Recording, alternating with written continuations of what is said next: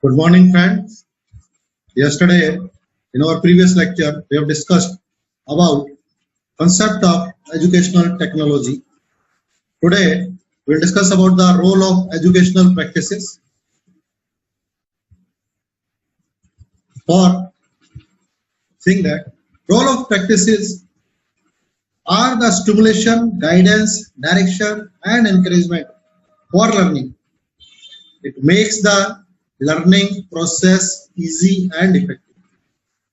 Effective educational practices at the classroom level are evidence-based methods that are not content-related and when implemented with fidelity and informed through data can produce positive, sustained results for every student.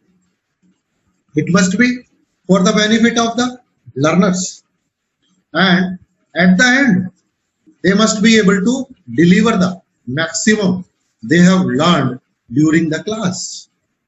It must be as effective that learners must recall the points discussed in their day-to-day life also whenever they come across such situation.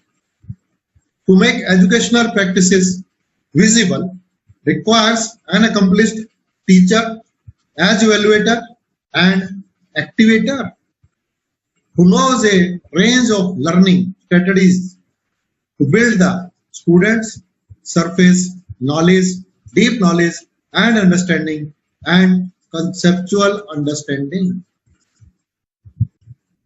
What are the types of educational practices? Till now, we have a lot of educational practices are there. Every teacher is practicing his own practice, but there is 4 or 5 educational practices are commonly used. What are they? First is assessment capable learners. It is based on students regulating and facilitating their own learning by accurately and appropriately answering the questions. What type of questions? They are: where am I going? Where am I now? How do I close the gap? So this is learner's assessment. He is learning himself. Where I have reached. As all of you are physical education students, you know your value. You have done BPEd. Now you are doing MPEd. And you are seeing it, that how you are covering the gap to achieve your goal. What is your ultimate goal? That is to achieve a job of teacher or director of physical education in some university. Then reciprocal teaching. Second, it is an effective educational practice and is defined as students summarizing, questioning, clarifying and predicting. They take turns being the teacher. It has been introduced in 1984 by Palikar and Brown. Next educational practice is based on feedback. It is called feedback practice. It is an effective teaching learning practice and is defined as an integral aspect of instruction and learning, utilizing information provided by an agent. What are that agents? They can be teacher, P, book, parent, self-experience or computer. Regarding aspects of one's performance or understanding, the main purpose of feedback is to reduce discrepancies between current understanding or performance and some desired level of performance or goal. And now, fourth, which we have taken here, that is spaced versus massed practice. It is an effective teaching learning practice and is defined as spaced practice, being those conditions in which individuals are given rest intervals within the practice session, and massed practice being those conditions in which individuals practice a task continuously without rest. It has been introduced by J. Donovan and D. Rhodoswitch in 1999. Now we must see what are the basic functions there must be. What type of things must be there in a lesson which is supposed to be taught to the student. The content knowledge aligned with appropriate instruction must be there in the lesson. Then only a good practice can be done. Student engagement in subject matter. Subject must be created like this, that students must be kept engaged in that. Then students learning is taking place and it is also growing and developing. And then the next is students goals. Whatever goal the student is having, the educational practice must achieve that.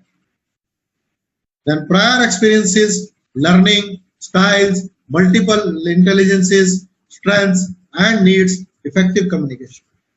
Sensitivity to culture, gender, intellectual and physical differences are also supposed to be there. Then technology and mass media communication tools must be utilized while preparing any type of lectures. Student assessment must be based on data analysis. Effective use of assessment must be done. Assessment data to improve learning. Whatever we have assessed and the data is collected, it must be seen toward teacher must analyze himself. If his students are getting only 60% marks, then he must think that he must provide some sort of change in his practice so that students can grab more and more and score more and more. Student-led assessment strategies must be there, in which students take leadership and assess themselves. Effect of instruction or individual learning must be there. Because if it is not there, then learning will be very dull and students will not be infiltrated. Communication of student progress and maintaining records are supposed to be. These are some things which is supposed to be taken care of. Now we will talk about there is some norms for learners also. They must be respectful, they must be active listener, and also they must be open to new ideas, because it is they who is supposed to learn them. Then use of notes for sidebar conversations, be responsible, be on time for sessions, keep your cell phones on silent mode, reply appropriately and be a problem solver, not a problem creator. Ask questions as needed to clarify concepts or directions. These are all for an effective role of educational technology in education processes. Thank you. All my details are given there. And if anyone is having any question, any query, he can contact me and ask me. Thank you very much once again.